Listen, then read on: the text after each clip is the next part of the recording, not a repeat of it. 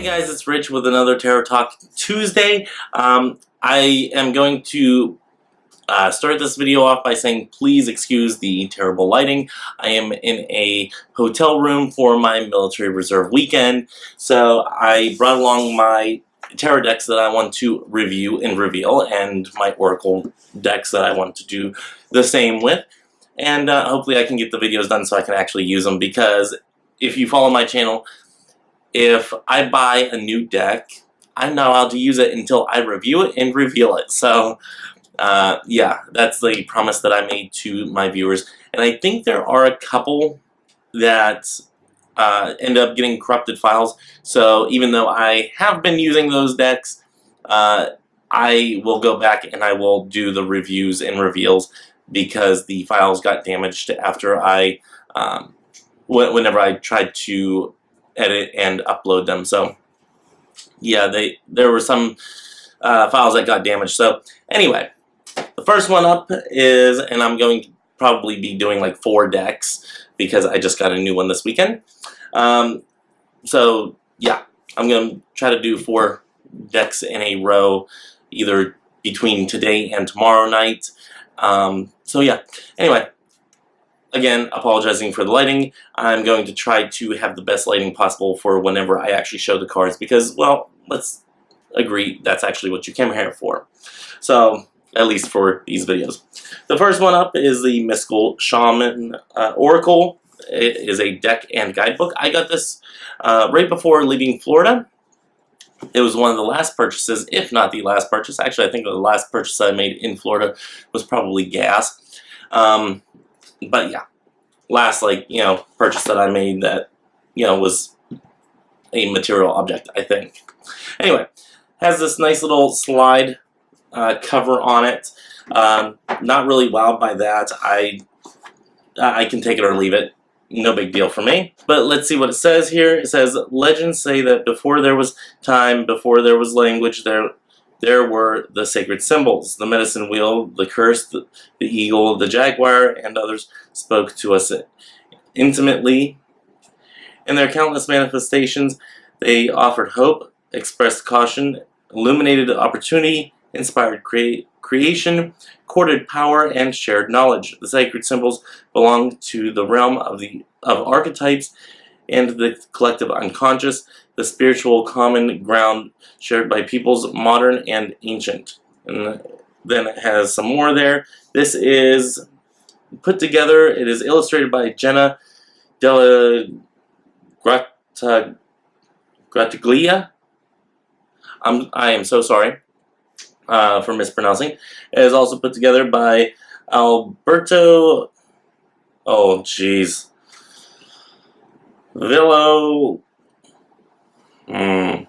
Alberto Villo Oldo, Colette Baron-Reed, and Marcela Lobos. Anyway, these people right here. I do apologize for mispronouncing names. I am terrible at some names. So, Alberto is a PhD, a medical anthropologist who studied the shamanic healing practices of the Amazon and Andes for more than 25 years. Colette Baron-Reed is an internationally respected spiritual intuitive, psychic medium, educator, and oracle expert. And there's other things here. I'm just reading the first line here. And Marcella has been initiated in the healing and spiritual traditions of the Amazon and Andes. So, yes, these 3 individuals have, I guess, put together the book, and the teachings that are contained within the book, and I guess Jenna did the illustrations. So, or they dictated to Jenna. This is basically what we are thinking of putting on these cards. So anyway, yeah, you can read more about them on your own copy whenever you get it. Anyway, so this is put together by Hay House. So Hay House, not a huge Hay House fan, but I do like the way they do their packages. I do like their cards. You know, depending on who the person is nowadays. I'm not incredibly fond of Drained Virtue. Hay House's Oracle cards are more of more, I guess you would say, fluffy bunny. Colette Baron Reed tends to have types of cards that are more, you know, kind of a little bit more airy, a little less hard-hitting, and I know the glare on my glasses is terrible, but I do like Colette Baron Reed's work. I think it is important work, and to me, it doesn't have to be a hard-hitting, like, introspective type of deck in order to have a lot of benefits. So, anyway, getting to the box, because, well, you know, we all like a good package. This one has a magnetic flap that hinges open, and it says on the front cover, it says, "Before there was time, before there was language, there were the sacred symbols." So, it has, let's see if I can do this. I'm out of practice, guys. So, it does come with its own little ribbon.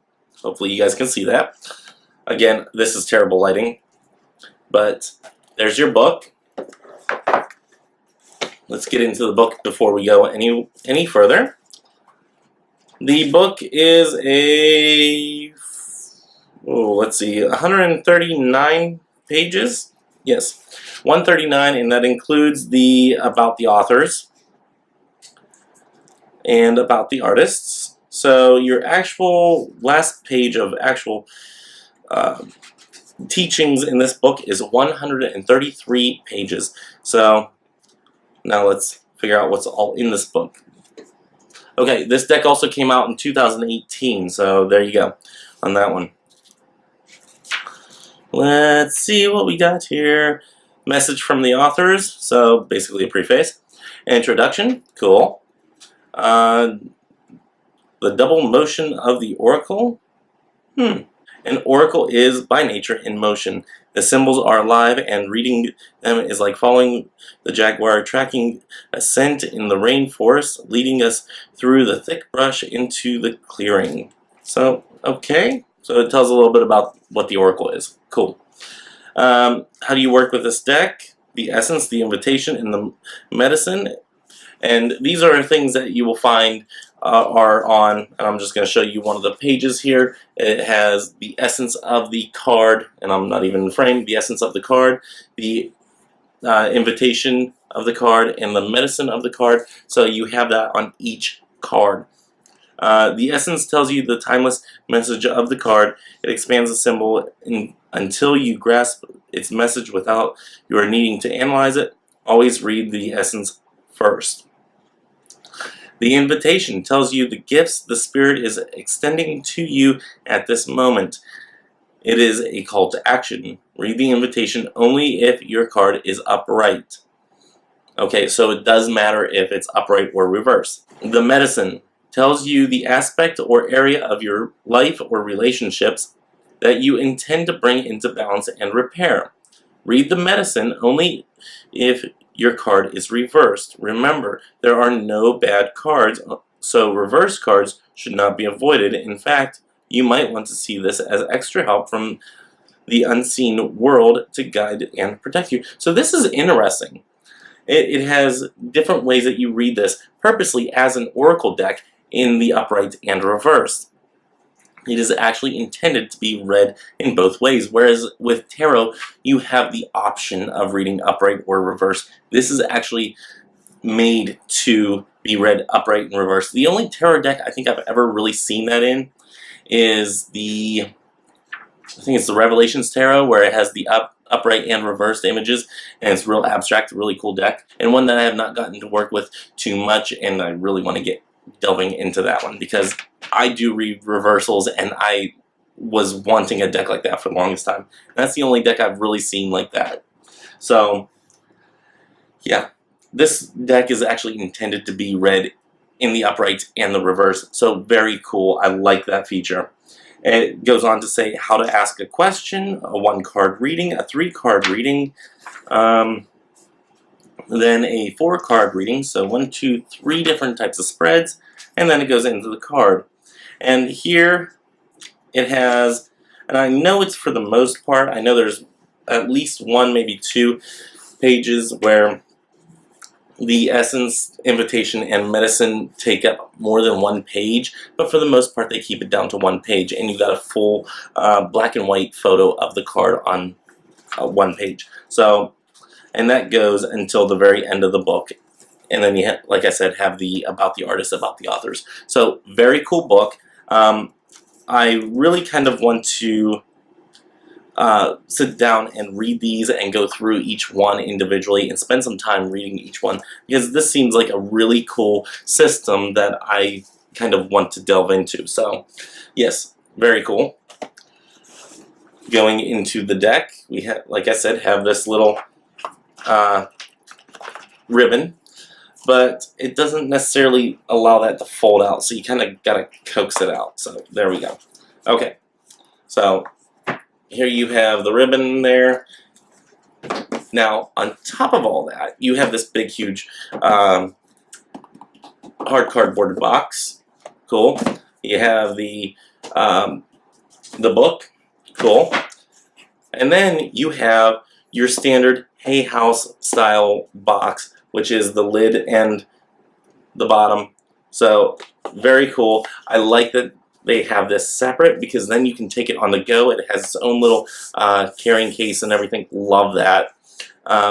If you watch my videos, you've known that my tarot cards live in the pouches that I make for them. My oracle cards live in their own boxes. So just a little quirk of mine, and since I don't have a lot of table room, I'm going to have to set those down there. But little quirk of mine, so yeah, something that I do. So on the inside it says the cards. Cool. And I put this in there because whenever I first looked at these, they have taken to doing at least this deck. I don't know if Hay House has done it to all their decks, but I left this in as a reminder that they do the little paper on around the cards. So that's how your cards come. They don't come packed in that that shrink wrapped plastic. So great. And I guess I can throw that away now because I've already said it. Cool. And inside this box, there's another ribbon. Much appreciated. Loving that. So yeah, love that it has a ribbon in the box. Much appreciated. Thank you for that. Now, before I get into the cards, I am going to go ahead and bring you down kind of onto the table that's in this hotel room, and I'll get my little cloth and everything, and I'll show you size comparison, all that stuff. So, on down to the somewhat nether regions, not necessarily the nether regions. So, on down we go. Okay, like I said, this deck comes in a nice hard-covered box. We'll pop those on out of there with the ever so nice ribbon already attached in there. No need for you to have to do that yourself. So I do also want to apologize because my hands and fingers are not the prettiest. So sorry about that. Let's look at the backs of the cards first. Okay, so one thing, and I'm sorry about, yeah, this isn't really going to work out for the glare's sake. Sorry. See if I can do some adjustments there. Okay, I'm going to try to work with the glare as easily as possible. But one thing I've noticed about the cards here is about the backs. They are not reversible. So for a deck that is supposed to be read, especially as an oracle deck that's supposed to be read in upright and reversed, yeah, not exactly able to be noticed that it is in reverse before flipping it over. So kind of not thrilled about that, but I don't look at the backs of the cards, so I can live with or without that. Okay, here of course is a Rider-Waite-Smith by US Games deck. So let's see the thickness or the size of the cards. Again, I'm out of practice for this, so okay. The Mystical Shaman Oracle is wider, and longer than the traditional Rider-Waite-Smith. So you do have bigger cards in general. Let's look at the thickness aspects. You have a deck that is, and this is my working deck of Rider-Waite-Smith. So yeah, you can see some of the dirty edges on there. This isn't my show deck. Okay, we're a little bit on the thicker side, so you have a little bit thicker of cards there. So yeah, so there's that. Now I can set my Rider-Waite-Smith aside, and we can go into this deck. I'm going to try to reposition you guys so there's not that horrible glare. So give me a split second here. Let's see what I can do. Okay, so some maneuvering of the lamp in the hotel room, and I was able to get somewhat of a good little positioning going on here. I did not pack my lighting equipment. Shame on me. Okay, so there's another look at the back of the cards. Very nice. Just not reversible. Not thrilled about it, but I can live without it. So the cards are not, even though there is a slight glare, the cards are not really glossy. They have more of a matte finish. So yeah, actually very nicely done. I do like the glossiness of cards sometimes, depending on the depending on the cards and whatnot. I do like that nice plastic coating on cards because it tends to just give me a warm fuzzy about whether or not you have any water involved, whether or not your cards are going to be completely ruined. Some decks that I have, I would be completely devastated if they got ruined. For the most part, my decks are replaceable, but I'd rather not, especially due to the cost of some of them. I don't have that many that are that rare, though, that they cannot be replaced. So, lots of nice earthy colors, earth tones, and whatnot to this deck. I like that. But then again, what would you expect from a deck called the Mystical Shaman Oracle? So it's kind of something that I would expect is the nice earth tones, the deep earth tones of it. You have different animals, and I haven't really looked through this deck, so again, I looked at it once, made sure all the cards were there, kind of perused it, but I didn't really work with this deck. I haven't really looked at this deck other than to make sure that the cards were there. And yeah, that's about it. So you guys are seeing it pretty much for the second time with me, or you're seeing it for the first time from my deck. I'm seeing it pretty much for the second time, period. So yeah, come on.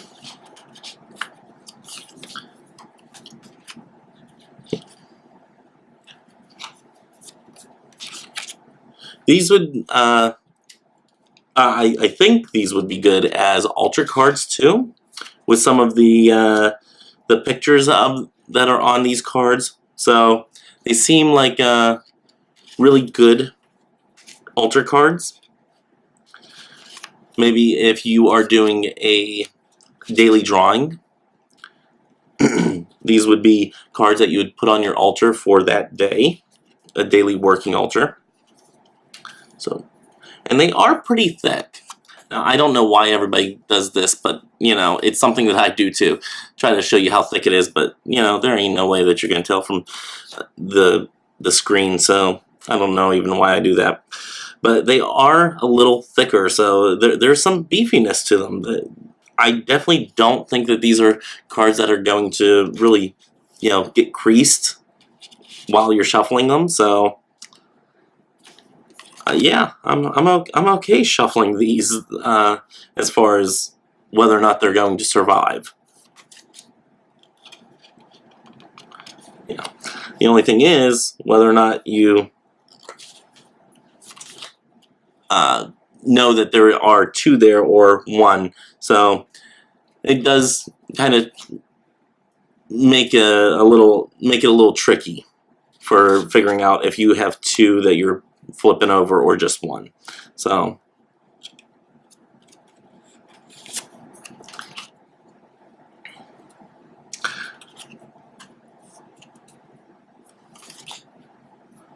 and if I accidentally do flip over two like I almost did earlier, hopefully that doesn't happen.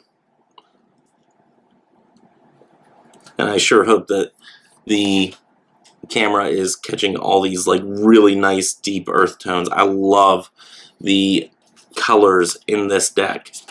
Not exactly my most favorite type of art, but I do appreciate it. It is something that I am really kind of loving right now. It's not the type of ooh, I like this. I wonder what this one is, because you have what looks like a spirit coming out of it, or out of him. Oh, nope, it's actually smoke coming out of his mouth. So this is interesting, and I kind of want to find out which one this is. Okay, so that's number 38.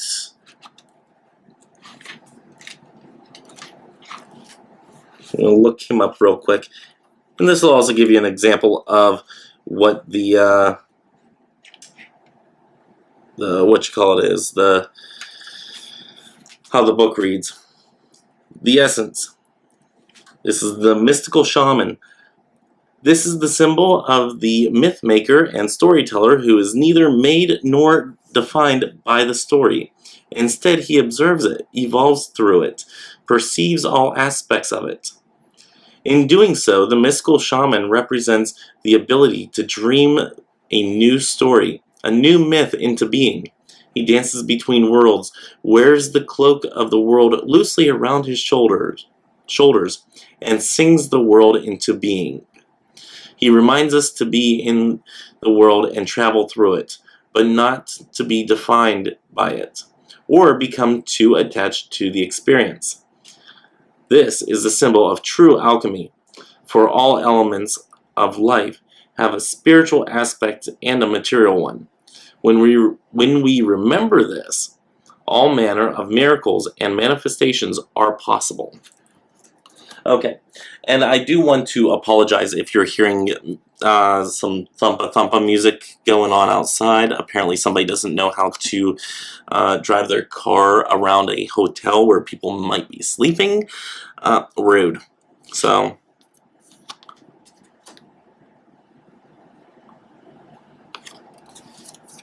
either that or it's in one of the rooms. I don't know.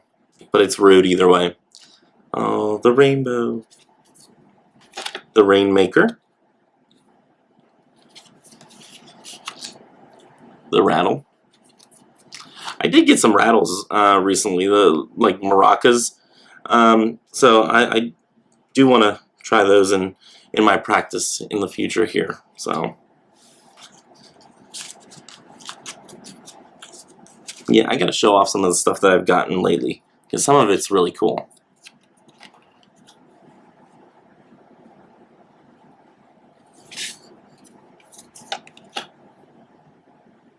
The smoky mirror. See, like this one feels like it's all one, but there's actually two of them there. So because these are thick cards, it's hard to judge it by your hands, at least for me. The sorcerer, well, boy, he's cute. Okay. Something reminds me of Rufio in that one. So, just saying.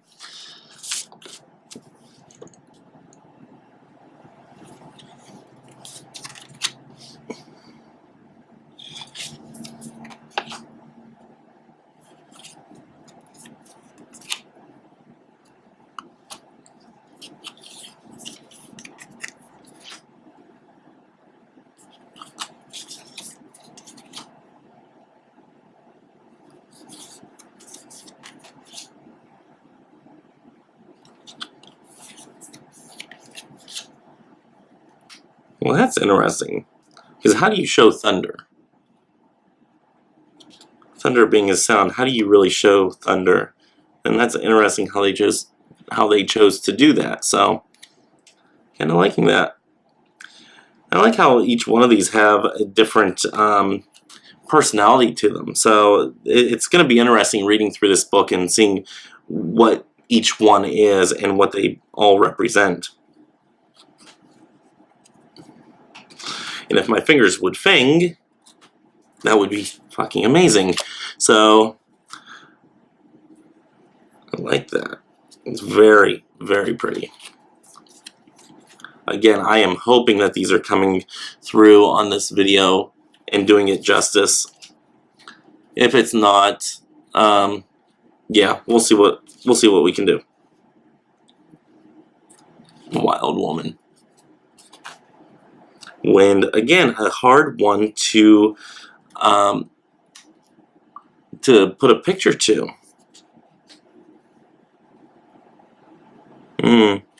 The Witness. Now this is interesting because you have a card called the Witness, and then you have in this person's hand, I don't know if this is a woman, it appears to be a woman. You have in their hand, you have an eye, like the all-seeing eye. Again, pay no attention to my fingers. So yeah, you have what appears to be like an all-seeing eye. I kind of like that little touch in there. You've witnessed something, you saw something. It was, you know, I don't know how that's interpreted in the reading itself, but it will be interesting. So, yeah, kind of not one of those decks that you can really take out and start going into. And some of these you might want to turn them to the side a little. Head on, now I see it, but head on, some images you may not see as clearly as if you take it to the side a little. Oops. No, I got that glare back, son of a gun. So, see now, you can barely see the person's face there, but if you turn it a little, you know, it's one of those ones that show up a little bit better. Head on, like in person. I'm also looking at it upside down. But head on, this does not really immediately look like a face, but on the screen and whenever I turned it sideways, especially on the screen, you definitely saw it like very quickly. Anyway, just something that I thought was interesting. Shuffles very nicely on the sideways shuffle. So now I do have bigger hands. I have man hands. So let's see how it actually shuffles on the riffle shuffle. Not too bad. Not too bad at all. They're just a little big to be riffle shuffling. So yeah. Not thrilled about that. Wish they came in a little bit smaller of a size just for that purpose alone. But other than that, loving it. And I am a riffle shuffler, so not too bad on the shuffle. Shuffleability is there. So that's all that I have for the Mystical Shaman Oracle. I do like this deck. It's an intriguing deck. I can't wait to start working with this deck now that it's been almost a year. So yeah, fun things ahead. I can't wait to start reading the book. Yeah, a lot of good things. So yeah, 64 cards. Cool. And nice presentation on the boxes. And the book. Is it a box inside of a box? It's like a nesting doll of Oracle. So very cool, very nice presentation. Kind of loving it. Can't wait to start working with it. With all that, I wish y'all love, hugs, and ladybugs. Bye bye.